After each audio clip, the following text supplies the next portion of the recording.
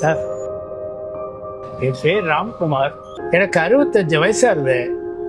எனக்கு ஒரு ஆசை இருக்கு. அதை உங்களால நிவர்த்தி பண்ண முடியுமா?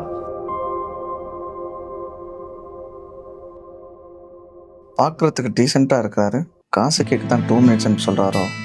சார், உங்களுக்கு முடியலன்னு சொல்லிடுங்க, நான் வேற யாரையா பார்த்துக்கிறேன். அப்படிலாம் ஒன்றும் இல்லை, சொல்லுங்க என்ன விஷயம்?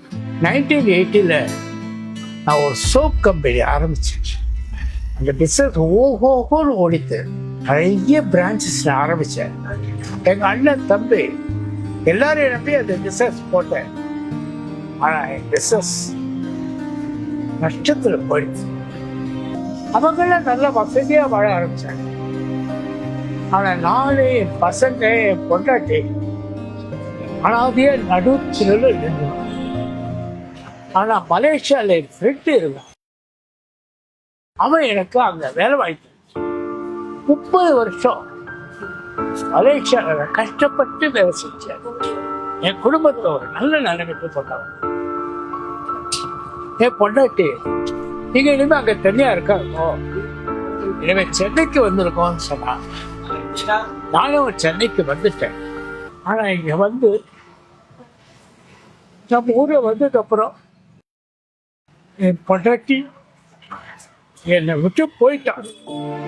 நான் நல்ல வசதியா இருக்கேன் தெரிஞ்ச உடனே என் சொந்தக்காரங்கெல்லாம் வர ஆரம்பிச்சிட்டாங்க. என் பையனும் அவங்க பேச்செல்லாம் கேட்க ஆரம்பிச்சிட்டாங்க. ஆனா என் பையனுக்கு நான் அந்த வீட்டில் இருக்கிறது பிடிக்கல. நான் ஆசிரமத்தை போய் சேர்ந்துட்டேன்.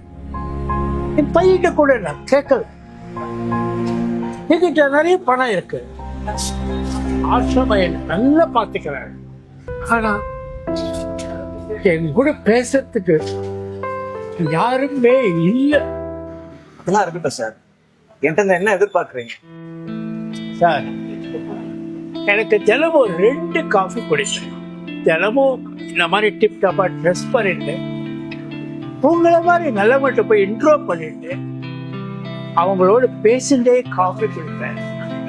எனக்கு ஆசிரமத்துல டீ தான் கொடுப்பாங்க. அந்த மாதிரி உங்களோட நான் வந்து சேர்ந்து பேசிட்டே காஃபி குடிக்கலாமா? சார் வாங்க சார், காஃபி குடிக்கலாம்.